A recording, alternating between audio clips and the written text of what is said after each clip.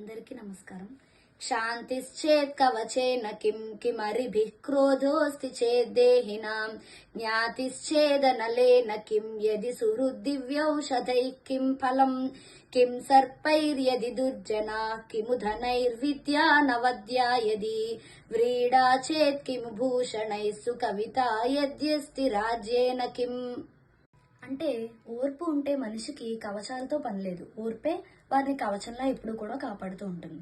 అలాగే కోపం ఉంటే మనిషికి శత్రువులతో పని లేదు. తన కోపమే తన శత్రువు అన్నట్టుగా మనిషికి కోపం ఉంటే ఇంకా శత్రువులు అక్కర్లేదన్నమాట. అలాగే దాయాదులు ఉంటే నిప్పెందుకు? దాయాదులు అంటే తన వంశంలోనే పుట్టినవారు అలా అన్నమాట.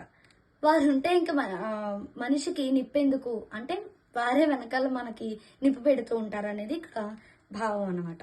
అలాగే మిత్రుడు ఉంటే మనిషికి ఇంకా ఔషధంతో పని ఉంది. మిత్రుడు అనేవాడు ఉంటే మనిషి ఎల్లప్పుడూ కూడా సంతోషంగా ఆరోగ్యంగా ఉంటాడు అనేది ఇక్కడ భావం. అలాగే దుర్జనుడు ఉంటే ఇంకా సర్పాలు ఎందుకు?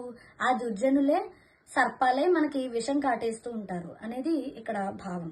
అలాగే విద్యని మనం స్వాధీనం చేసుకోగలిగితే అప్పుడు ధనంతో పని లేదు. అంటే ఏదో చదివేసే ఉన్నట్టు కాకుండా మన విద్య మనకి స్వాధీనం అవ్వాలి.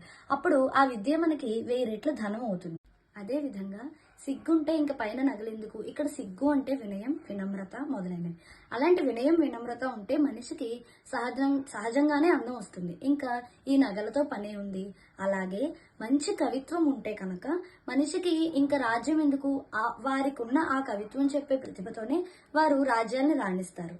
ఈ విధంగా మనిషికి ఈ ఓర్పు మొదలైనవన్నీ కూడా కవచాలుగా అంటే కవచాలతో సమానం అనేది ఈ శ్లోకం యొక్క భావం.